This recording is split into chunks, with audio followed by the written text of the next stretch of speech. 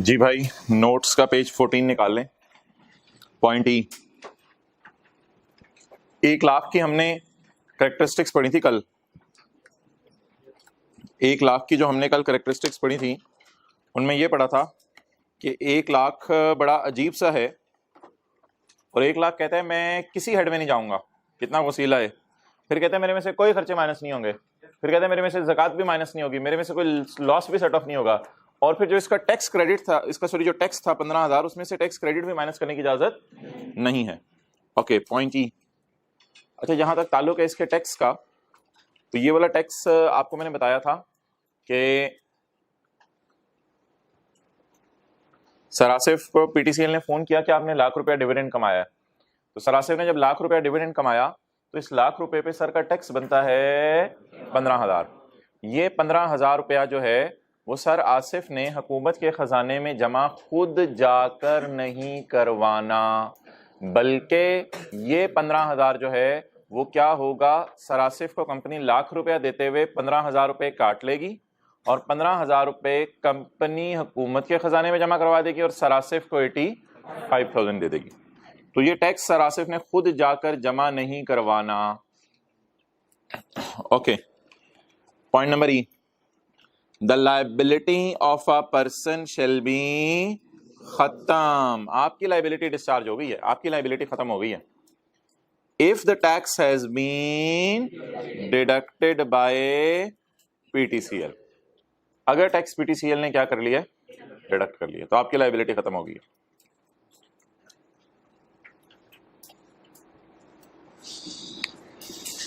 अच्छा, आप हजरात जिस दिन छुट्टी करते हैं ना, आप अपने पाँव पे खुद ही कुल्हाड़ी मारते हैं।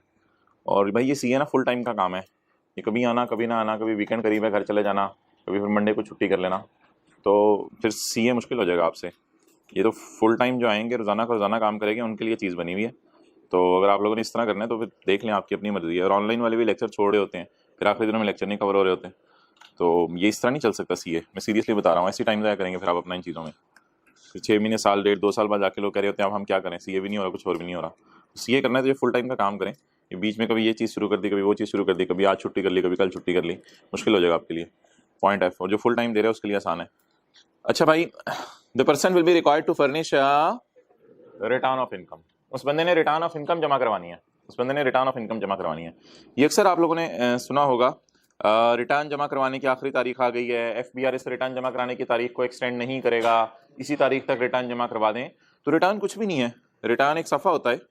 फर्निश का क्या मतलब होता है, फाइल करना, आपने जाके जमा कराना होगा। The person will required to furnish a return of income. एक पेज होगा जिसमें क्या बताएंगे, मेरी इनकम की बोले डिटेल कितनी है। रिटर्न ऑफ इनकम एक सफ़ा होगा जिसमें आप अपनी इनकम की डिटेल बता रहे होंगे। उस सफ़े पे लिखा होगा ₹1,00,000 मेरा डिविडेंड था, 15,000 उस पर टैक्स बना था, वो हुकूमत के खजाने में ऑलरेडी पहुंच चुका है, मुझे खुद जमा कराने की जरूरत नहीं है क्योंकि हुकूमत के खजाने में ऑलरेडी वो टैक्स पहुंच चुका है। ओके, तो दोबारा पढ़ लें इस लाइन को। The person will be required to furnish a return of income. आपने रिटर्न ऑफ इनकम खुद जाके जमा करवानी है। रिटर्न ऑफ इनकम में आप क्या बताएंगे कि मैंने टैक्स जमा करवा दिया है या मेरा टैक्स हुकूमत तक पहुंच चुका है, मेरा टैक्स हुकूमत तक पहुंच चुका है। ठीक है, क्योंकि आप मुझे खुद टैक्स जमा करिए, पहली रो में जगह बना दें, टाइम पे है करें, ये भी बैग उधर करें, सेकंड रो में भी जगह बना के रखा करें, पूरी क्लास में भी यही चलता रहता है। और एक टाइम है यार, कल से 7:15 में दरवाजा बंद कर दो। अब आप रात भी अब बीच में आएंगे, कहीं बैठने की कोशिश करेंगे। The person will be required to furnish return of income. आपने अपनी इनकम की डिटेल हुकूमत को जमा करवानी है। ओके, तो डिविडेंड वाले की 5 करेक्टरिस्टिक्स बता दें। ये नॉर्मल इनकम वाले ने भी जमा करानी होती है, ऐसा नहीं कि फाइनल वाले ने जमा करानी है। ये कोई ऐसी करेक्टरिस्टिक नहीं है जो नॉर्मल वाले की नहीं है, ये नॉर्मल वाले की भी है। नॉर्मल वाले में भी क्या हुकूमत को जमा करानी होती है, अपनी इनकम की डिटेल फाइल करनी होती है। ओके, बताएं जी, ₹1,00,000 किसी हेड में, 1,00,000 में से खर्चे माइनस, 1,00,000 में से ज़कात माइनस नहीं होगी, 1,00,000 में से कोई लॉस माइनस नहीं होगा, 1,00,000 पे जो 15,000 टैक्स बना था उसमें से कोई टैक्स माफ, लाइबिलिटी उस बंदे के ऊपर खत्म हो जाएगी जिसका टैक्स कंपनी काट ले। और इन द एंड ये बंदा ये बात नहीं कि हुकूमत को बताएगा ही नहीं मैंने कितना कमाया। हो सकता है एक वक्त में एक बंदे को 2-3 जगह से डिविडेंड मिल रहा हो, तो ये हुकूमत को डिटेल जाके जरूर जमा कराएगा मुझे किस किस कंपनी से कितना कितना डिविडेंड मिला। आपने भी छुट्टी की थी। Section 6, tax on certain payment to non residents. Non residents को सर्टन पेमेंट्स हैं, उस पर आपने जो है वो टैक्स जमा करवाना है। ओके, भाई ये वाला बैग नीचे हुक पे लटका दो। अब आप आगे आए, इधर इधर भी एक जगह बना दें। आओ आगे आओ, उस लास्ट रो में भी जगह बना दें, इस रो में भी एक बना दें, उस रो में लास्ट रो में जगह बना दें। जल्दी आओ आगे, आप उधर हो जाए ना।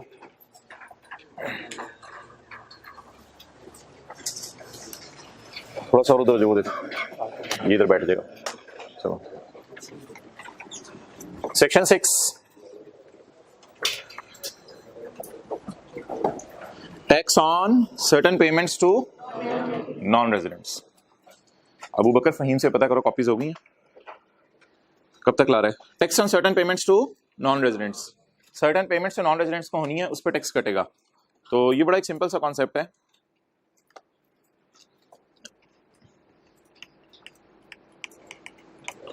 कोई भी नॉन रेजिडेंट है तो उसको होंडा पाकिस्तान ने अप्रोच किया, होंडा जापान को, कि आप हमें टेक्निकल सर्विस दे दो, टेक्निकल सर्विस दे दो। चलिए किसी इंडिविजुअल को अप्रोच किया, कोई उधर जो है वो इंजीनियर था, कोई इंडिविजुअल था जापान में, उससे अप्रोच किया कि आप हमें टेक्निकल सर्विस दे दो। अब बताएं कौन बंदा कहाँ आके सर्विस देगा? नॉन रेजिडेंट बंदा इसलिए होगा कि 10, 15, 20 दिन के काम करने आ जाएगा, 15-20 दिन के लिए पाकिस्तान में काम करने आ जाएगा और टेक्निकल सर्विस देके चला जाएगा, मशीन को कैसे चलाते हैं, ऑपरेट करते हैं, इसकी मेंटेनेंस कैसे करते हैं। तो नॉन रेजिडेंट बंदा होंडा पाकिस्तान को क्या देगा? सर्विस देगा। अब नॉन रेजिडेंट बंदा जब सर्विस देगा तो होंडा कार्स ने अगर इससे एग्री किया है कि हम तुम्हें लाख रुपया पे करेंगे, तो ये लाख रुपए की जगह इसको पे करेंगे 80। लकीली ये रेट भी डिविडेंड जैसा है 15%, तो लाख की बजाय 15,000 काट के 85,000 85,000 पे करेंगे और 15,000 हुकूमत के खजाने में जमा करवा देंगे। तो अब इस इनकम की नेचर क्या है? ये इनकम ना सैलरी है, ना बिजनेस है, ना कैपिटल गेन है, ना अदर सोर्स है। आज फाइनल टैक्स रिजीम की दुनिया में एक और इनकम ऐड कर रहे हैं हम, बल्कि अगर मैं सेफली कहूं ये हमारे सिलेबस की फाइनल टैक्स रिजीम की आखिरी इनकम है। हमारे सिलेबस में फाइनल टैक्स रिजीम में सिर्फ 2 इनकम्स है, एक इनकम हमने डिविडेंड पढ़ी है, एक और मिसाल दी थी वो आउट ऑफ सिलेबस थी एक्सपोर्ट सेल, और एक अगली मिसाल दे रहा हूं, आखिरी मिसाल आज। नॉन रेजिडेंट बंदा, इसने शेयर खरीदे हैं जो इसका डिविडेंड मिल रहा है, ना ना ना ना, खुद आया है, इसने आके कुछ मशीन वगैरह चलानी सिखाई है, उसके इसने लाख रुपए मांगे हैं, हमने टैक्स काट के उसको कितने पैसे दे दिए हैं? 85,000, 15,000 हुकूमत के खजाने में चले गए। चलें जी इसको पढ़ें। अब टेक्निकल सर्विस कौन देगा? Non resident. पेमेंट कौन करेगा? पाकिस्तान की कंपनी। ये नॉन रेजिडेंट की कहां कमाई गई इनकम है? पाकिस्तान में कमाई गई इनकम है या बाहर के मुल्क में कमाई गई? पाकिस्तान में कमाई गई। ठीक है मोबाइल वाले भाई, ये नॉन रेजिडेंट की कहां कमाई गई इनकम है? पाकिस्तान में अच्छा पाकिस्तान में कमाई गई इनकम। नोट्स इधर देखो, इधर आ जाए। Section 6, tax on certain payments to non residents. अच्छा, a tax shall be imposed at the rate of 15% on every who receives any Pakistan source fee for, जितना मैंने पढ़ाया है, who receives Pakistan source fee for। Pakistan source का लफ्ज क्यों use कर रहा है? वो बाहर रहते हुए नहीं कमा रहा, पाकिस्तान में कमा रहा है, पाकिस्तान में आके कमा रहा है। Pakistan source fee for technical service. Fees उसको किस काम की मिली है? Fee for providing technical service to Pakistani company भी हो सकती है, इंडिविजुअल भी हो सकता है, ओपी भी हो सकती है, any Pakistani, to Pakistani person. लिख लिया आगे, टू पाकिस्तानी पर्सन। आप जी पढ़ लें। ये बात समझाने के लिए होती है या याद भी करनी है? ये बातें ये समझाने के लिए होती है, जो मैंने ब्लैक से अपने मार्कर से लिखी है। टू पाकिस्तानी पर्सन आपने पेपर में याद करनी है और लिखनी है? नहीं, ये सिर्फ समझाने के लिए, बाकी तो बात याद करनी है। टैक्स शैल बी इम्पोज, याद अभी भी साथ साथ करते हैं वरना आखिरी दिन में टाइम नहीं मिलना। A tax shall be impose at the rate of 15% on every who receives any, Pakistan में कमाई गई fee for technical service to Pakistani person. अच्छा, कुछ लोग ऐसे होते हैं वो पाकिस्तान आते नहीं, वो बाहर रह के ऑफ शोर, बाहर रह के डिजिटल सर्विसेज देते रहते हैं। तो जैसे आईटी वगैरह की और इस किस्म की सर्विसेज, ऑफ शोर डिजिटल। ऑफ शोर का क्या मतलब है? हाँ, बाहर के मुल्क से हो। तो कुछ लोग बाहर के मुल्क में रह के ही सर्विस देते रहते हैं, डिजिटल सर्विसेज, आईटी की सर्विसेज होती हैं, आईटी सर्विसेज। तो इनके लिए रेट कितने परसेंट है? 5%। इंग्लिश आगे वही आपने याद करनी है, सिर्फ लफ्ज किससे बदल देने, टेक्निकल सर्विस की जगह ऑफशोर डिजिटल सर्विस। अच्छा, रॉयल्टी की भी डेफिनेशन हम आने वाले दिनों में पढ़ेंगे। रॉयल्टी तो ये होगी ना कि एक तो ऑथर वाली भी रॉयल्टी होती है, क्योंकि ऑथर अपनी किताब यूज करने देते हैं, दुकानदार को बेचते हैं और फिर पैसे लेते हैं। एक और भी रॉयल्टी हो सकती है ना, ये होंडा जापान है, असल में तो होंडा का लोगो इसका है, लेकिन जो होंडा पाकिस्तान है, होंडा जापान ने अलाउ कर दिया यूज लोगो का, कि जो एच का साइन है गाड़ी पे लगा हुआ वो तुम लगा लिया करो। तो होंडा पाकिस्तान जब इसको लाख रुपया देगा तो टैक्स काट के 85,000 भेजेगा। कौन किसको रॉयल्टी पे करेगा? होंडा पाकिस्तान, होंडा जापान को रॉयल्टी पे करेगा। और बदले में मिल क्या रहा है होंडा जापान की तरफ से? सिर्फ इजाजत मिल रही है कि तुम लोगों अपने जो मेरे वाला वो यूज कर लिया करो। जाहिर बात है, आपको नाम भी लोग यूज करने के पैसे लेते हैं। पता नहीं इतनी प्रोसेसिंग स्लो क्यों है आपकी, मैंने बात खत्म कर दी, बस 15 सेकंड ले, नोट करें, आगे चलें। देख रहे हो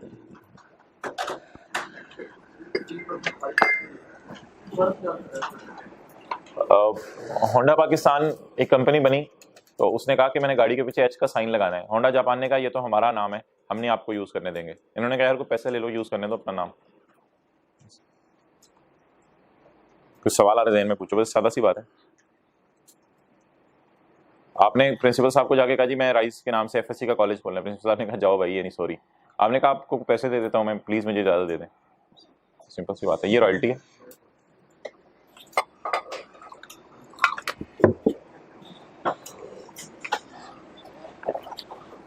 बस अब सिर्फ ये देखें इधर से जा क्या रहा है, उधर से आ क्या रहा है। इधर से क्या जा रहा है? इजाजतनामा। लोगों नहीं जाएगा, वो एच छाप छाप के नहीं भेजेंगे। इधर से इजाजतनामा जा रहा होगा और उधर से पैसे जा रहे होंगे बदले में। तो रॉयल्टी पे कौन करेगा? होंडा पाकिस्तान।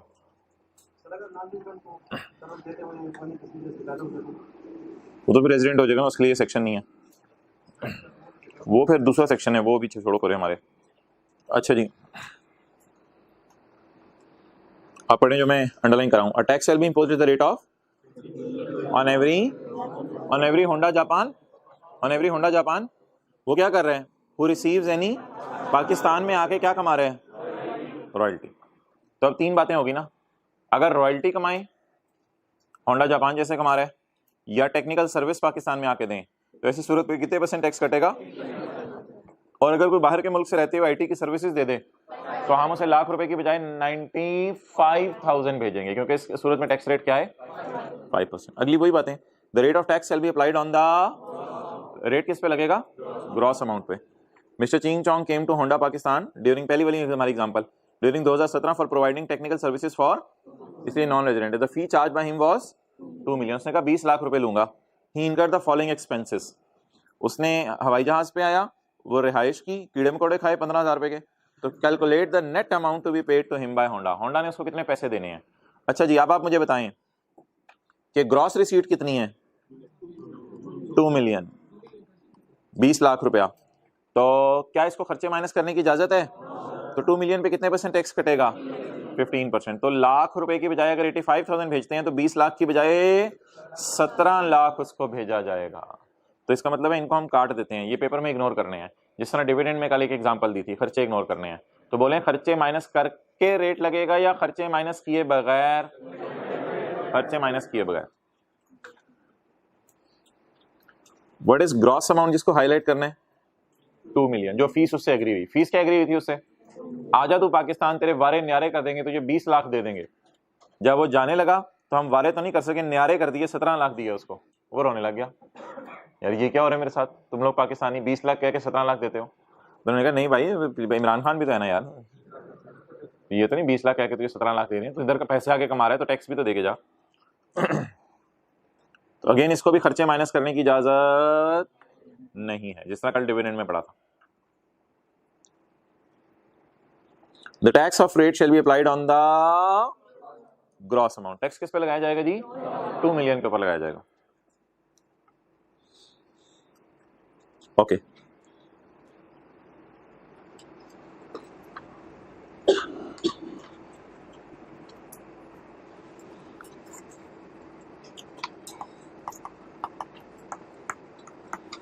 ये नाइकी शूज हैं, फर्ज करें जर्मनी में, ये इसकी एक पाकिस्तान में ब्रांच है। तो बाटा ने इसको अप्रोच किया कि यार हमने कुछ जॉगिंग के लिए जूते बनाने हैं, तो आपका डिज़ाइन और मॉडल यूज़ करना है। तो इसमें हम आपको आपका नाम यूज़ तो नहीं कर रहे, लेकिन आपका डिज़ाइन मॉडल यूज़ करना है, तो इसके लिए थोड़ी सी आप हमें टेक्निकल सर्विसेज वगैरह दे दें, तो उसकी मद में आप हमसे पैसे ले लीजिएगा। तो बाटा ने अप्रोच किया नाइकी जर्मनी को, ये बॉर्डर है, झाड़ियाँ बना देते हैं। तो बाटा ने अप्रोच किया जर्मनी को, जर्मनी ने कहा भाईजान इधर चले जाएं, हमारी ब्रांच है पाकिस्तान में, पाकिस्तान में जो ब्रांच है नाइकी की, आप इधर चले जाएं, आपको क्या हमारे पास इतना बारों बार आ रहे हैं, आप अंदर अंदर आपका काम हो रहा है, आप कराची में बैठे हैं, लाहौर में चले जाएं, लाहौर में हमारी ब्रांच है, उनसे जाके आप कहें, वो आपका काम कर देंगे। पेमेंट आपने हमें करनी है या उससे करनी है, वो हमारा काम है, वो हम आपको बाद में बता देंगे। बहरहाल आप इधर जाएं, फलां बंदा है जेम्स बॉन्ड, वो इधर होगा, तो उससे रब्ता कर लें आप। क्लियर? तो अब इसका नाम मुश्किल सा पड़ जाएगा पाकिस्तान ब्रांच का, परमानेंट एस्टेब्लिशमेंट। क्या है? Permanent establishment. और लफ्ज़ से भी समझ आ रही है क्या मतलब है? Permanent establishment of non resident, permanent establishment of in Pakistan. Urdu में इसका मतलब ये होगा कि नॉन रेजिडेंट की पाकिस्तान में पक्की दुकान, नॉन रेजिडेंट की पाकिस्तान में पक्की दुकान, ये इसका मुश्किल सा नाम है, permanent establishment of non resident in Pakistan. चलें जी, नोट करो सारे, रख दो उधर, अभी रख दो, काउंट कर लो बंदे कितने हैं, गिन लो, मुझे भी गिनना।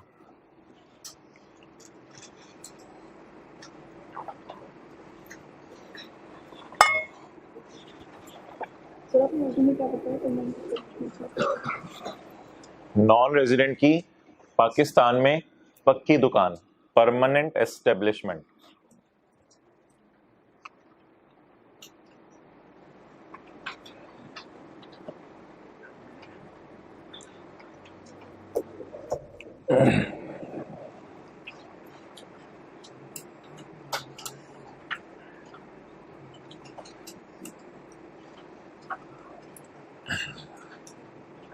ओके, अब ये जो है ना,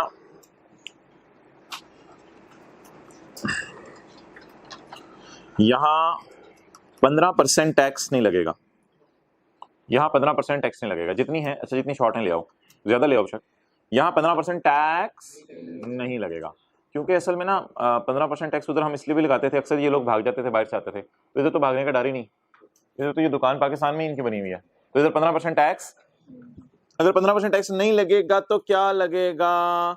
टेबल 1 या 2, बल्कि नाइकी की ब्रांच है, इन्होंने सैलरी का कमा रहे होंगे, कंपनी से नहीं सैलरी कमाती, तो ये टेबल फिर 1 या 2 में से 1 नहीं लगेगा, 2 सैलरी ज्यादा होती है। सैलरी कहाँ कमाते हैं आपको पता है? कंपनी से नहीं सैलरी कमाती। पीटीसीएल कहेगी मैं सैलरीज कमा रही हूँ, भाई तो सैलरीज देता है, सैलरी कमाता नहीं है। सैलरी तो कौन कमा सकता है? इंडिविजुअल कमा सकता है, सिर्फ एओपी और कंपनी तनख्वाह कमा सकती है। कभी पीटीसीएल ने कहा मैं नौकरी करने जा रही हूँ? तो कंपनीज तो आमतौर पर टेबल 1 नहीं लगाती हैं, लेकिन कंपनीज के लिए अगर ये प्रॉपर कंपनी रजिस्टर्ड है फिर तो इसके ऊपर टैक्स रेट डिफरेंट है, वो जो पता नहीं टैक्स रेट 29% था कंपनी का, शायद याद आ रहा है। तो बहरहाल ये अल्लाह का शुक्र है, ये सारी चीजें हमारे सिलेबस से बाहर है, परमानेंट एस्टेब्लिशमेंट की टैक्सेशन हमारे सिलेबस में नहीं है, लेकिन थ्योरी की हद तक बात समझनी है। और मजे की बात सुने, अगर ये ऑब्वियसली कंपनी होगी ना तो फिर तो टेबल 1 और 2 भी नहीं लगेगा, फिर तो आपको पता है कंपनी का टैक्स रेट कितने परसेंट था? 29% है। ठीक है, तो इसको मैं ऐसे कर देता हूं कि फिर फाइनल टैक्स रिजीम में इनकम नहीं गिरेगी, फिर आपकी इनकम कहां गिर जाएगी? नॉर्मल टैक्स रिजीम में। और एक और मजे की बात सुन लें, लॉ मेकर यहां तक कहने में चला गया कि ये पाकिस्तान की पक्की दुकान की इनकम फ्रॉम बिजनेस है। हालांकि आप कह सकते हैं ये इसका कारोबार तो नहीं है सर्विसेज देना, लेकिन बस जो चीज लॉ मेकर वाज़ेह तौर पे कहते हैं फिर हमने उसी हेड में डालनी होती है। तो बता दें, अब जब ये इनकम फ्रॉम बिजनेस हो गई तो ये कौन सी दुनिया में चली गई? नॉर्मल दुनिया में चली गई, या ये उसी दुनिया में रही, नॉर्मल की दुनिया में चली गई? एक मिनट,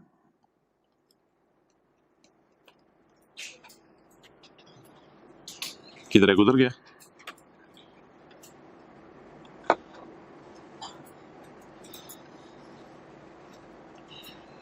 अच्छा जी, अगर नॉन रेजिडेंट की कोई पक्की दुकान नहीं है, जैसे कि अभी से 5 मिनट पहले हमारी बातें हो रही थी, अगर नॉन रेजिडेंट की कोई पक्की दुकान नहीं है तो उसकी इनकम, पॉइंट नंबर 3 अगर मैं बनाऊं सेक्शन नंबर 6, तो उसकी इनकम यहां फॉल करेगी। और उसके ऊपर कितने % टैक्स कटेगा, और वो इनकम कौन सी होगी, फाइनल टैक्स। लेकिन अगर नॉन रेजिडेंट की पक्की दुकान है तो फिर वो इस दुनिया से बाहर निकल के आम इंसानों की दुनिया में आ जाएगा, मैंगो पीपल। तो आम इंसानों की दुनिया में आएगा तो ये उसकी कौन सी इनकम होगी, इनकम फ्रॉम बिजनेस होगी नॉर्मल रेजिम की। तो अगर नॉन रेजिडेंट पाकिस्तान में उसकी कोई दुकान मौजूद नहीं है और फिर हमें सर्विसेज देता है तो ये नॉन रेजिडेंट की कौन सी इनकम होगी, फाइनल टैक्स की। और अगर नॉन रेजिडेंट पाकिस्तान में आकर हमें सर्विसेज, यानी कि पाकिस्तान में पक्की दुकान है उसकी, माजरत आकर नहीं, पाकिस्तान में पक्की दुकान है उसकी, और फिर वो हमें सर्विसेज दे, तो ऐसी सूरत के अंदर वो उस पक्की दुकान की कौन सी इनकम बन जाएगी, और फिर उसमें से खर्चे भी माइनस करने की इजाजत होगी। न्यूमेरिकली ये बातें नहीं आनी, सिर्फ थ्योरी की हद तक हमने समझनी है। चलें जी, नोट कर लें, ये फाइनल टैक्स वाली इनकम नहीं होगी 15%, बल्कि इसकी नॉर्मल रिजीम की इनकम होगी, income from business.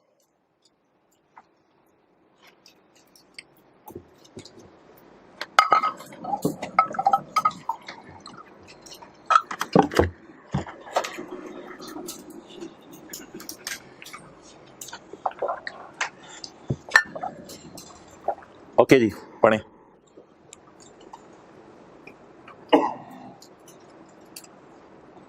However, tax will not be लगा at the rate of 15% वाला टैक्स नहीं लगेगा। कब, on royalty on if the related property से मुराद यहां वो लोगो या साइन होगा अगर पाकिस्तान में उनकी कोई ब्रांच है। इफ द रिलेटेड प्रॉपर्टी जिसकी मद में रॉयल्टी दी जा रही है, प्रॉपर्टी क्या थी, लोगो इंटेंजिबल एक नाम था। If the property is connected with a पक्की दुकान in Pakistan of, similarly fee for technical service और fee for, if the services are provided by a पक्की दुकान in Pakistan of non resident person. अच्छा जी, ये बात तो दोनों में कॉमन है।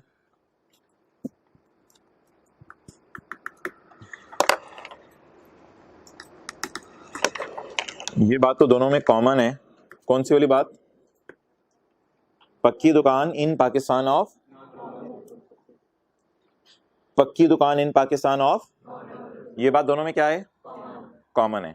अगली बात क्या है, पहले में लफ्ज क्या लिखा हुआ है, रॉयल्टी, और दूसरे में, अच्छा जी,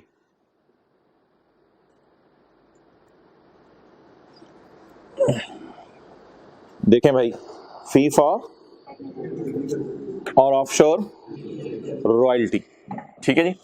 तो ये बात तो आसान है, आपको याद करने की जरूरत नहीं। बोले पक्की दुकान इन पाकिस्तान ऑफ, पक्की दुकान इन पाकिस्तान ऑफ, उधर कौन सा लफ्ज है, इधर है fee for technical service, fee for, अब जो मैंने अंडरलाइन नहीं किया बस वो समझ ले, if the services are provided by, बोले, and if the property is connected with, तो प्रॉपर्टी लिख लें, प्रॉपर्टी इन रॉयल्टी में क्या होती है, लोगो, साइन एटसेट्रा, कुछ चीजें होती हैं, डिजाइन, मॉडल, कई चीजें हो सकती हैं, लोगो, डिजाइन, मॉडल, ये इंटेंजिबल्स होते हैं, वैसे टेंजिबल नहीं होते, यानी इनको टच नहीं किया जा सकता। लोगो, डिजाइन, ये एक नाम होता है, एक एहसास, जैसे सॉफ्टवेयर होते हैं अक्सर, लेकिन सॉफ्टवेयर यहाँ नहीं है मुराद। ओके जी, आगे चलें।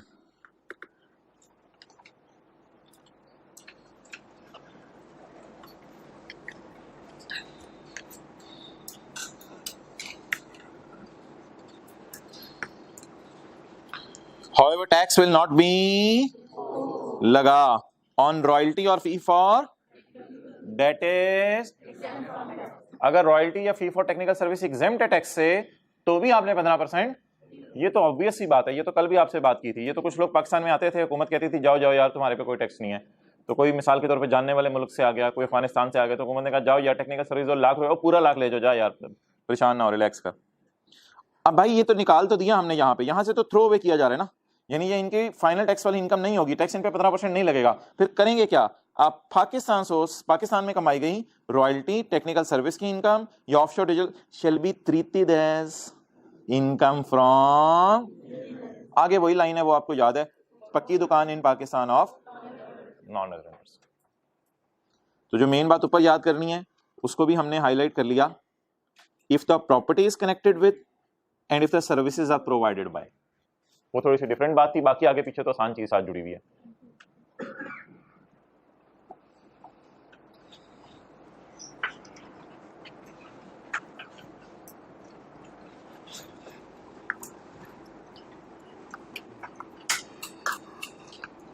एहसास से नदामत हो रहे हैं अंदर ही अंदर कि पहला चैप्टर खत्म हो गया और मैंने सोचा था साथ साथ याद करना इस दफा। तो साथ साथ मैं उन लोगों की बात नहीं कर रहा, मैं जो माशाल्लाह इधर 70-80 बच्चे साथ साथ याद कर रहे हैं उनकी बात नहीं कर रहा, मैं 15-20 की बात कर रहा हूँ। हो रहे कोई एहसास से नदामत साथ साथ? किस किस को हो रहा है? हाथ खड़ा करें। 15-20। अच्छा, आपने हाथ नहीं खड़ा किया, आप खड़े हो, आप खड़े हो जी। Recouped expenditure, recouped expenditure. इस वाला पेपर उर्दू में नहीं आना, इंग्लिश में आना। मेरी बात हुई थी कल ही आई कैप से, कह रही इंग्लिश में आएगा सब पेपर।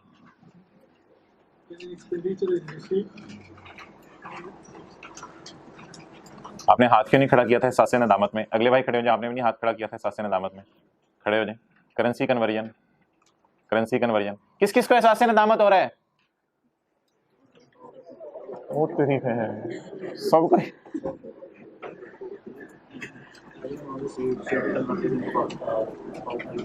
नहीं, every amount received shall be converted into Pak rupees, बिल्कुल गलत बात है। पहले आप बताएंगे एवरी अमाउंट रिकॉर्डेड या taken into account in this ordinance shall be in Pak rupees, पहले ये बताएंगे। फिर बताएंगे if an amount is in a currency other than Pak rupees,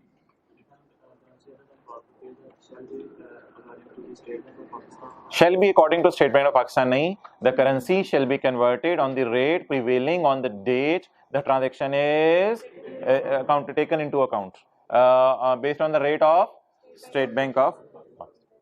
ऐसे नहीं याद करने से होगा कुछ, इस तरह आप लोग याद करें। आप खड़े हो जी, आप सुना दें cessation of source of income. चलें आपके लिए ये कर देते हैं, cessation of source of income. आपने दोनों दफा हाथ नहीं खड़ा किया था, एहसास से नदामत हुए, किया था हाथ खड़ा। ये शर्म भी नहीं आ रही कि ये मैंने हाथ क्यों खड़ा किया, मैं क्यों नहीं विनर्स में था? जी मोहतरम आप खड़े हो जाए। अब आप कहोगे मैंने हाथ खड़ा किया था, ये तो नहीं कहोगे।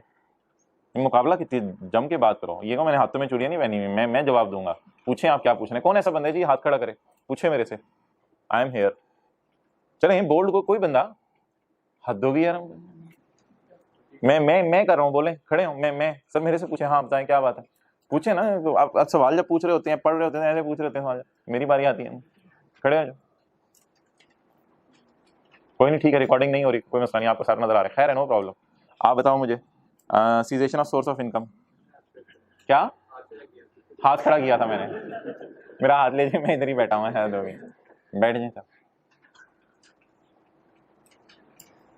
क्या करें फिर, क्या हाल है ऐसे लोगों का?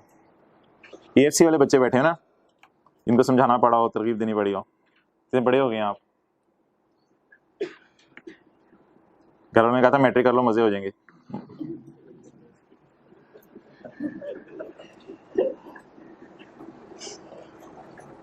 Okay, page 14, general provisions relating to tax imposed under section 6। Section 7B भी हम किसी दिन पढ़ेंगे। सेक्शन 6 कौन सा था अभी? जो tax on certain payments to, वो जो 20 लाख रुपए दिए ना उसको, वो जो चिंग चोंग आया, ये 20 लाख दिए ना, ये 2 मिलियन दिए इसको, ये चिंग चोंग को 2 मिलियन। इस 2 मिलियन की क्या खासियत है? इस 2 मिलियन जो चिंग चोंग को दिए किसकी क्या खासियत है? This 2 million shall not be chargeable under any. मैं ये बात नहीं कर रहा कि चिंग चोंग की को परमानेंट एस्टेब्लिशमेंट थी, प्लीज उससे मिक्स नहीं करना, मैं पहली बात की तरफ आ गया हूँ। वो जो 2 मिलियन उसको दिए हैं अभी, उसमें से खर्चे माइनस करने की इजाजत चिंग चोंग ने कहां ज़कात देनी है इससे ज्यादा? अच्छा, और कोई लॉस माइनस करने की इजाजत? और जो 2 मिलियन के ऊपर टैक्स कट गया 3 लाख रुपया, इसमें से कोई डिस्काउंट भी माइनस नहीं हो सकता। और चिंग चोंग ने क्या कहते हैं, टैक्स जमा नहीं करवाना, उसकी लायबिलिटी। हाँ, चिंग चोंग चाहे जहां मर्जी चाइना वापस चला जाए, जहां से आया वहां वापस चला जाए, साल के एंड पे FBR की वेबसाइट पे आके अपनी इनकम की डिटेल जमा कराएगा। हाँ, नहीं कराते ये लोग, इनकी अपना डिसीजन है, वो मुझे ना बताइएगा, बस जमा कराना जरूरी है। ये साल के एंड पे हुकूमत को अपनी डिटेल जमा कराएगा कि मैं पाकिस्तान आया था, पाकिस्तान में आके मैंने 2 मिलियन कमाया था और उससे मेरा 3 लाख टैक्स बना था, वो मेरा हुकूमत तक ऑलरेडी पहुंच चुका है। कल कौन ये चैलेंज एक्सेप्ट करता है कि मैं याद करके आऊंगा? मेरे से जो मर्जी पूछ लीजिएगा, 1 2 3 4 5 6 7 8 9 10 11 12 13 14। अच्छा, आज ही कबूल करते हैं? ओह माशाल्लाह, जबरदस्त, खड़े हो जाए। Rules to prevent double derivation and double deduction. The tax, if a tax is based on a, if a tax is paid on a receipt basis, the tax is not. If tax is paid on an income or receivable basis, the tax will not be again paid. If tax is not paid on income when income is received on receipt and basis. vice versa. Likely, if Likewise. if tax is paid on payable basis, the tax will not be paid again when the amount is paid. हाँ बैठ जाए माशाल्लाह। चलें जी, अच्छा भैया आप आए page number 15 पे, पेज नंबर 15 पे।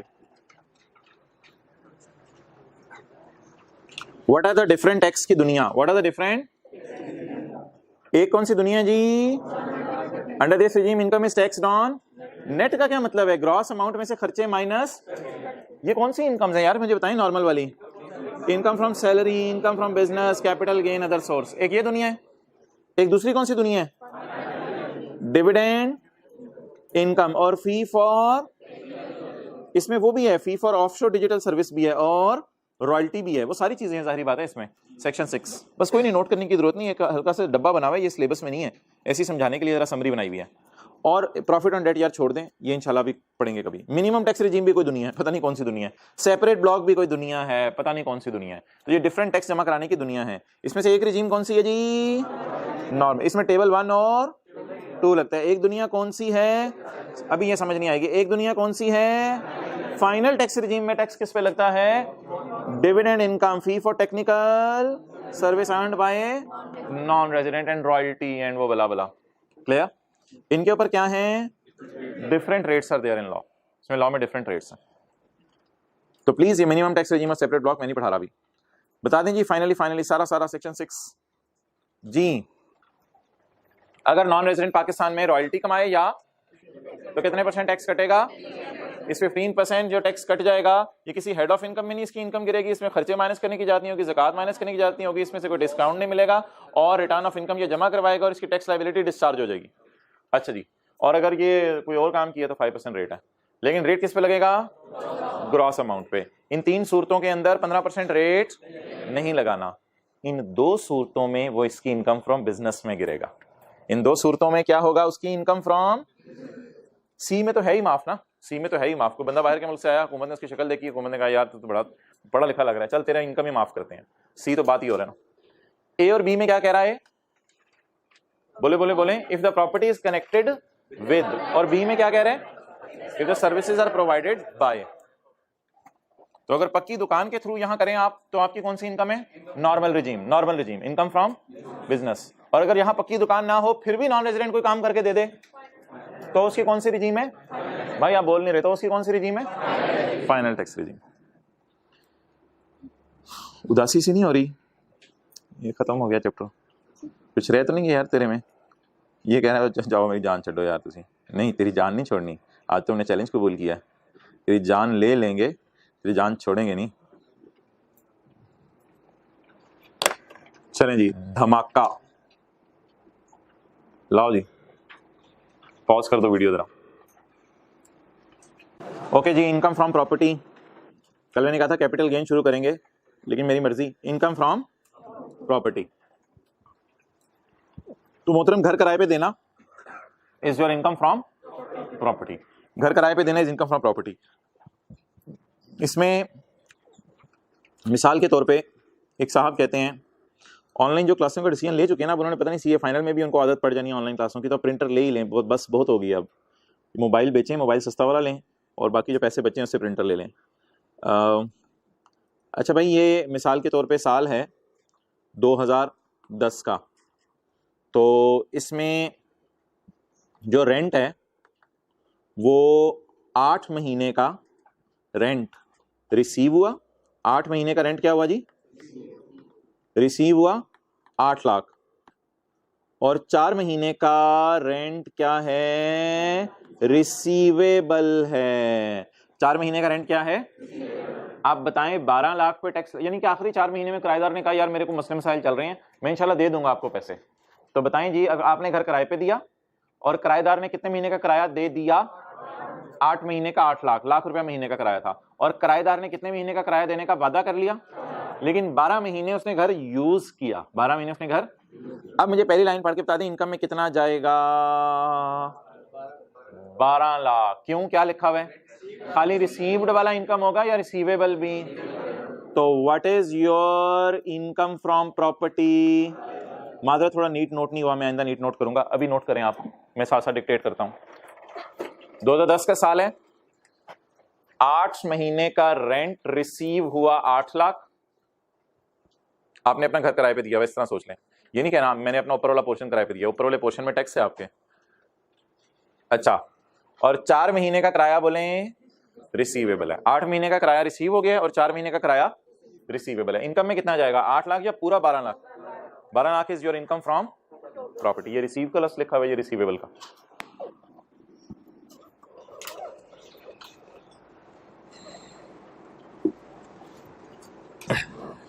जी, द रेंट रिसीव्ड और receivable by a person for a tax year, इसको जरा छोड़ें, shall be chargeable under the in that tax year under the head income from, उस साल में किस हेड में जाएगा जी, इनकम प्रॉपर्टी में। ओके है, ये क्या लिखा हुआ है, ये क्या लिखा हुआ है? हाँ, एग्जेम्प्ट चीजों की अब मिसालें बढ़ती जा रही हैं हमारे सिलेबस में। एक दिन हमने एग्रीकल्चर इनकम माफ कहा था, फिर कल हमने डिविडेंड इनकम भी कहा था। हुकूमत कहे तो किसी बंदे को माफ कर दे, वैसे भी डिविडेंड माफ नहीं है, 15% टैक्स है। एग्रीकल्चर तो वैसे सबकी माफी है ना, एग्रीकल्चर में तो सबको छूट है, लेकिन डिविडेंड इनकम वैसे 15% है, किसी को हुकूमत माफ कर दे। इसी तरह fee for offshore digital services, technical services, इसमें भी क्या रूल है, हाँ, ये अमाउंट्स भी जो है वो टैक्सेबल हैं, लेकिन अगर हुकूमत किसी को कह दे तो वो भी माफ है, इनमें भी पढ़े ना हमने। और इसी तरह रेंट वैसे तो टैक्सेबल है, लेकिन अगर हुकूमत ही कह दे किसी बंदे को कि तुम्हें रेंट क्या होगा, तो फिर वो रेंट क्या हो जाएगा, माफ हो जाएगा। इसकी मिसाल वैसे लिखने की जरूरत नहीं, आने वाले दिनों में हमने पढ़नी है। एग्रीकल्चरल लैंड आपने किराए पे दे दी, तो फिर उसका किराया आपका माफ हो जाएगा, कोई मसला नहीं। बहरहाल छोड़ें, इसकी एग्जांपल कोई लिखने की जरूरत नहीं फिलहाल। ओके, रेंट, रेंट है क्या यार? देखिए, यहां तक पढ़ के ना हमें ये नहीं पता चल रहा कि घर किराए पे दिया, क्या किराए पे दिया। असल में यहां तक पढ़ के जो है वो रेंट के लफ्ज से हम ये भी समझ सकते हैं, मैं अपनी गाड़ी किराए पे दे दूं, ये भी इनकम फ्रॉम प्रॉपर्टी है। मैं अपनी घर की कुर्सियां किराए पे दे दूं, ये भी इनकम प्रॉपर्टी है। तो लॉ मेकर ने बड़ा वाज़ेह कर दिया कि हजरात ये वाला पूरा चैप्टर सिर्फ लैंड या बिल्डिंग किराए पे देने के लिए है। इस चैप्टर में कोई और चीज आप किराए पे दे दें वो इस चैप्टर में नहीं गिरेगी, वो फिर कभी देखेंगे किस चैप्टर में गिरेगी। ये चैप्टर सिर्फ किस किराए की बात करेगा, लैंड या बिल्डिंग किराए पे दे दी। क्लियर? अच्छा मुझे बताएं, लैंड, खाली लैंड भी आप किराए पे दे सकते हैं? खाली लैंड, बिल्कुल।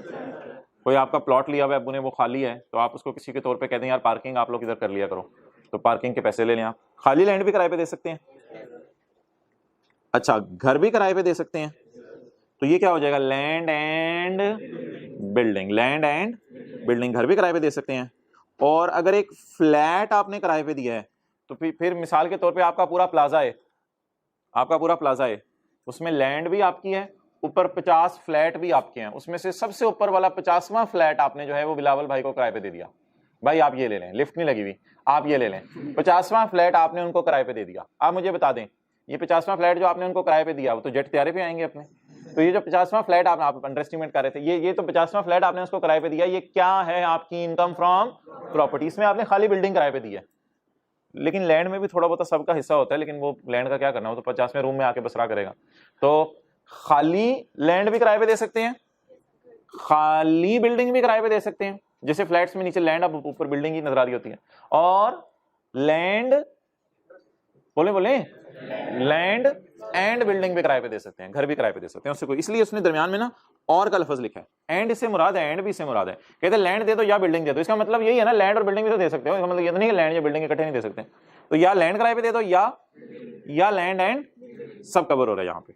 आई होप आप साथ साथ नोट करते हैं। चलें जी आगे, ये सारी आपकी क्या है जी, इनकम फ्रॉम प्रॉपर्टी। अब मजा आना शुरू हो रहा है, चीजें इंटरेस्टिंग हो गई। ओए हो, rent means rent means any amount received or by the owner of land और किस बदले में आपको ये पैसे मिले हैं। ये बात याद रखिएगा, आपने उसको बेचा नहीं है, आपने उसको यूज की इजाजत दी है। हाँ, घर का बेचना इस चैप्टर में नहीं है। बच्चे चैप्टर पढ़ के पता क्या समझते हैं, घर का बेचना भी इस चैप्टर में आएगा। घर का बेचना इस चैप्टर में नहीं है, बल्कि घर का सिर्फ किराया इस चैप्टर में फॉल करेगा as a consideration for the use और कब्जा। कब्जा टेम्परेरी कब्जा होता है, परमानेंट कब्जा तो नहीं दे सकते आप। फॉर यूज और ऑक्यूपेशन ऑफ लैंड और अ बिल्डिंग।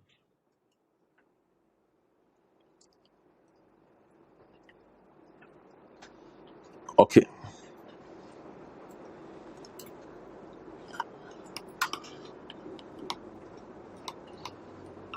इंजमाम है, इंजमाम भाई का ये घर है। अब ये इंजमाम भाई के पास आप जो है वो गए, मिसाल के तौर पे इंजमाम भाई के पास जो है वो सकलैन मुश्ताक गए और सकलैन मुश्ताक ने कहा कि ये घर आप मुझे बेचो, ये वाला घर आप मुझे बेचो। तो सकलैन मुश्ताक के घर वालों ने कहा ये तो वही घर है जो हमारे ख्वाबों की ताबीर है, तो हम तो ये ज़रूर लेंगे। अब एग्री हुआ कि ये घर जो है वो 10 करोड़ रुपए में बिकेगा। उसमें 1 करोड़ एडवांस पकड़ लिया, 1 करोड़ एडवांस पकड़ लिया।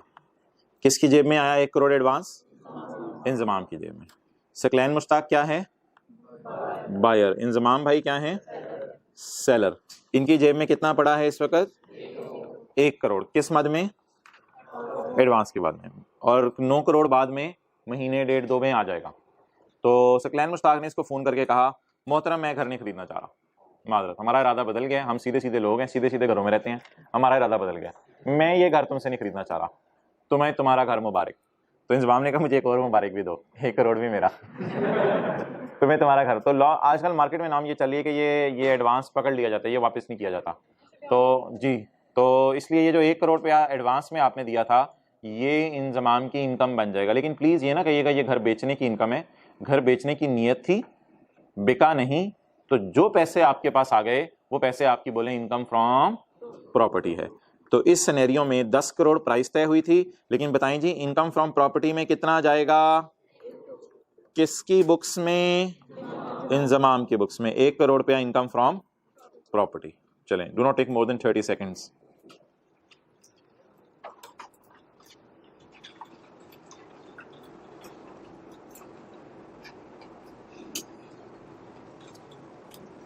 तो बायर को बिल्कुल ये अलग कर देते हैं ना, ताकि हमारे सामने डेटा ही सारा सेलर का हो।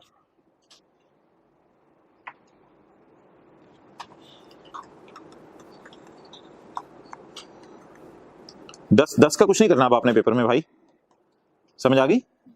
10 का कुछ नहीं करना। 10 आना था या आ गया? आना था। उस 10 में से भी बल्कि 9 आना था, तो जितना आया वो इनकम में जाएगा।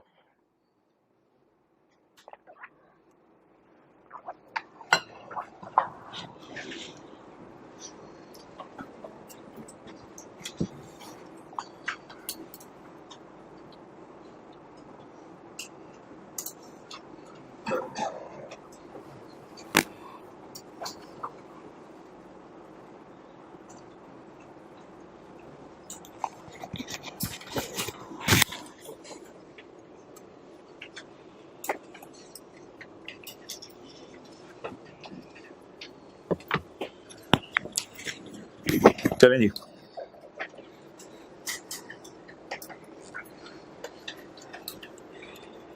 फोरफिटेड डिपॉजिट, इसको आप फोरफिटेड डिपॉजिट को इनिशियल डिपॉजिट भी कह सकते हैं अपने समझने के लिए, इनिशियल डिपॉजिट भी कह सकते हैं, एडवांस भी कह सकते हैं, बयाना भी कह सकते हैं, जो भी आप कहें। Initial deposit, initial deposit paid, forfeited इसका असल में नाम रखा हुआ लॉ में करने। फोरफिट होता है छुड़वाना पैसे। तो अब आप उसको 1 करोड़ रुपया छुड़वा लेंगे उससे, वो कहेगा मेरे वापस करो, आप छुड़वा लेंगे, आप कहेंगे नहीं नहीं यार ये मेरे ही हैं बस। तो फोरफिट के लफ्ज़ के डीप डाउन जाने की जरूरत नहीं, बस लफ्ज़ याद रख लें, फोरफिट का लफ्ज़ याद रखें, लेकिन जहन में क्या कॉन्सेप्ट हो बोले? Initial deposit paid under a contract for sale of, initial any forfeited deposit paid by Saqlain, paid by under a contract for sale of land or building is income of Inzamam. Note नहीं करे, मुझे लगता है आप लोग mood में नहीं आज। is income of Inzamam. जिसने is income of इंजमाम नहीं लिखा, जरा मुझे बताएं वो कौन है इधर बैठा हुआ। इशारा करते हैं ऐसे पीछे से उसके सर की तरफ। any property deposit paid under a contract for the sale of land or a building is income of Inzamam. Inzamam कौन था? ठीक है, ओरिजिनल ओनर था घर का, ओनर अभी भी वैसे यही है, तो खाली ओनर भी लिख सकता हूँ, ओनर यही है, पहले भी यही था अब भी यही है, क्योंकि घर तो बिका ही नहीं। अच्छा इधर क्या लिखा हुआ है यार? ये मुआहिदा लैंड का भी हो सकता है, बिल्डिंग का भी हो सकता है, घर का भी हो सकता है, जैसे भी कर लें। ओके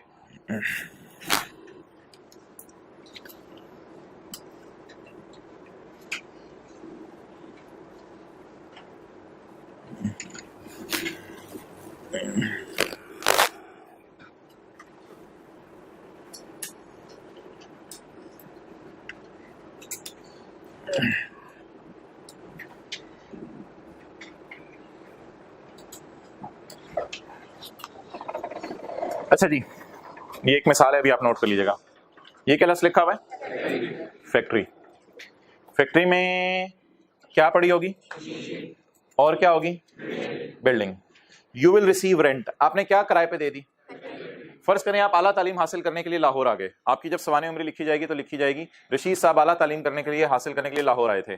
तो जिस इलाके में आप रहते हैं, मिसाल के तौर पे आप कोहाट के रहने वाले हैं, तो कोहाट में आपकी फैक्ट्री थी, वहां पे आप जूते बनाते थे। तो कोहाट में आपकी फैक्ट्री थी, आप जूते बनाते थे। इधर ले आओ कैमरा। कोहाट में आपकी फैक्ट्री थी, आप जो है वो जूते बनाते थे। तो कोहाट में आपने सोचा कि मैं आला तालीम हासिल करने के लिए कहाँ चला जाऊँ? लाहौर चला जाऊँ। जब आप आला तालीम हासिल करने के लिए लाहौर आए तो आपने सोचा कि इस फैक्ट्री को जंग लग जाएगा, उस फैक्ट्री की मशीनों को जंग लग जाएगा, तो फैक्ट्री किस पे दे आऊँ? रेंट पे दे आऊँ। अब आप बताएं, आप लैंड या बिल्डिंग किराए पे दे के आएंगे या पूरी फैक्ट्री किराए पे दे के आएंगे? और जो बंदा उस फैक्ट्री को किराए के ऊपर लेगा वो इस वजह से किराए पे लेगा कि उसकी लैंड एंड बिल्डिंग बड़ी प्राइम लोकेशन पे है, या उसके अंदर पड़ी हुई मशीन की वजह से किराए पे लेगा? जाहिर बात है उसकी लैंड एंड बिल्डिंग का। अच्छा, मैं इधर इसलिए आऊँगा तो उधर देखे ना, उधर देखे जाने। अच्छा, तो लैंड और बिल्डिंग किराए पे लेगा वो बंदा, या फिर मशीन अंदर पड़ी होने की वजह से किराए पे लेगा? तो जाहिर सी बात है, अगर आप किसी को फैक्ट्री किराए पे दें तो फिर ये नहीं देखता अगला बंदा कि वो लोकेशन अच्छी है या नहीं, फिर वो ये अक्सर देखता है कि उसके बड़े अंदर मशीनें सही हैं या नहीं, क्योंकि उसने भी प्रोडक्शन करनी है। तो पहले आपकी फैक्ट्री थी, आपने बनाई, लेकिन बाद में आपने सोचा कि मैंने अब इसको इस्तेमाल नहीं करना, तो इसको किस पे दे दूं? रेंट पे दे दूं। अब आपको कितनी चीजों का किराया आ रहा होगा? 2 चीजों का, लैंड और बिल्डिंग का भी आ रहा होगा और साथ मशीन का भी आ रहा होगा। ओके, अब देखें जी, आप फैक्ट्री के ओनर हैं, आपने बिल्डिंग और मशीनरी किस पे दे दी? यू विल रिसीव, आप इसका रेंट रिसीव करेंगे। सेक्शन 15 का 3 हम पढ़ रहे हैं। 6 लाख रुपए आपको किराया किस मद में आया? बिल्डिंग के मद में। और 9 लाख रुपया किराया आपको मशीन की मद में। टोटल किराया 15 लाख। ये 15 लाख पूरा का पूरा आपकी इनकम फ्रॉम अदर सोर्स है। इसको कहते हैं ड्रॉप सीन। प्रॉपर्टी के चैप्टर में बैठे हुए हैं और बातें कहाँ की कर रहे हैं? जैसे आप क्लास में बैठ के मोबाइल पे लगे होते हैं, उसी तरह की ये बात कर रहे हैं। तो बैठे के चैप्टर में है और बता क्या रहा है? क्यों प्रॉपर्टी के चैप्टर में क्यों बता रहा है ये बात?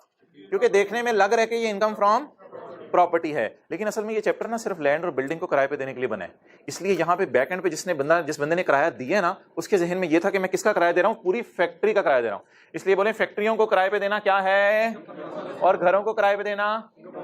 अब कोई बच्चा क्लास के बाद ये तो नहीं सवाल आके पूछेगा कि अगर बिल्डिंग का किराया ज्यादा होता, 16 लाख होता और मशीन का 9 लाख होता, ये सवाल ना पूछेगा। मेरा जवाब यही रहेगा कि ये दोनों को जमा करेंगे और जमा करके ये टोटल इनकम कहां गिरेगी? बोले income from.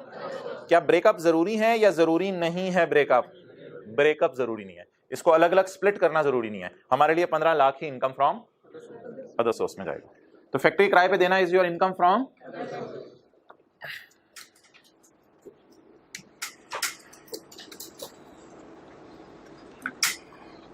Do not take more than 1 minute.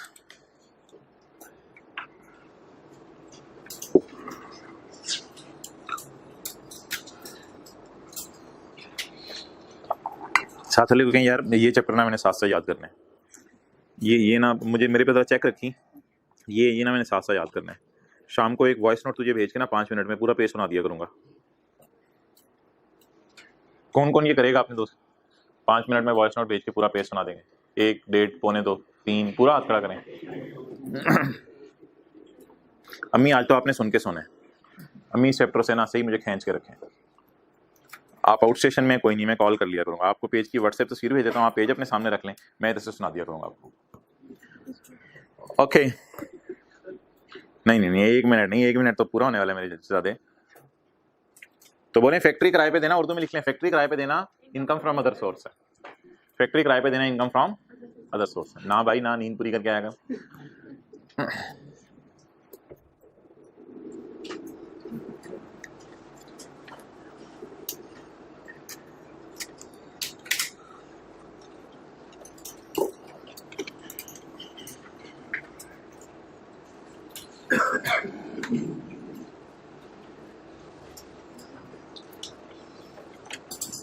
चलें जी पढ़ें।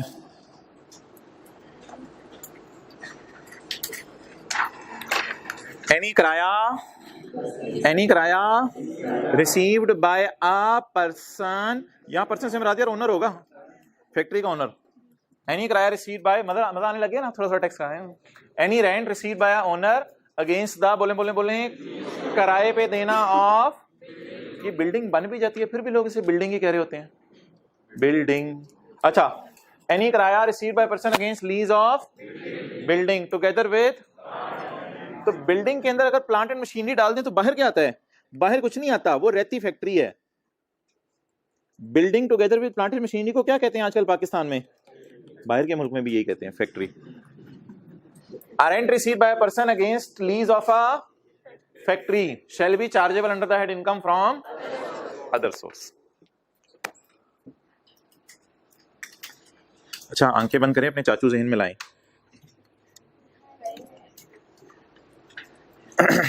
अब्बू के 2 ज़हन में ले आए। अच्छा जी,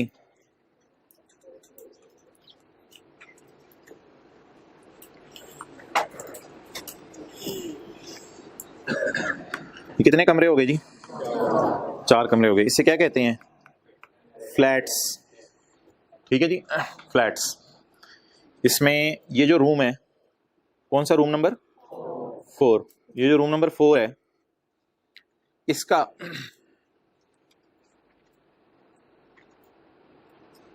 भूल जाएं चाचू, छोड़ें। 0.4 पढ़ लें अगले सफ़े पे, ये कल पढ़ेंगे 0.3, चाचू की बात फिर फैल जाएगी, बढ़ जाएगी। 0.4 भाई इतने भी सफ़े आगे नहीं जाना।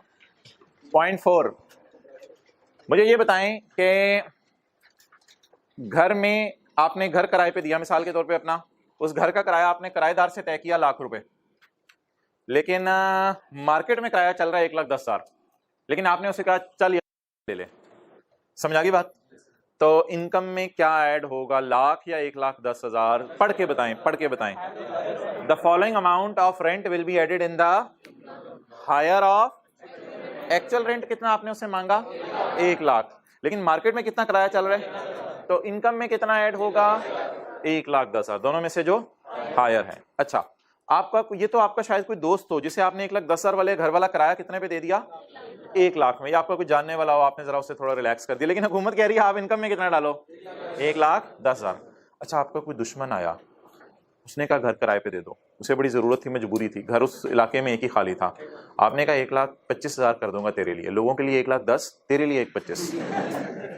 अब आप बताएं जी, मार्केट में कितना किराया चल रहा है? आपने उससे कितना लिया? 1,25,000। मुझे बताएं एक्चुअल रेंट कितना लिया आपने? 1,25,000। मार्केट में कितना चल रहा है? दोनों में से हायर क्या है? 1,25,000। तो लॉ मेकर काफी तेज निकला। इनकम में कौन सी अमाउंट ऐड करने को कह रहे हैं? लोअर वाली, या ना एक्चुअल ऐड करनी है ना फेयर वैल्यू, बल्कि दोनों पेपर में सामने गिवन होंगी, दोनों में से हायर ऐड करना है। ठीक है, क्लोज कर दें। भाई मैंने लैपटॉप बंद किया, तूने नोट्स अंदर रख लिए हैं।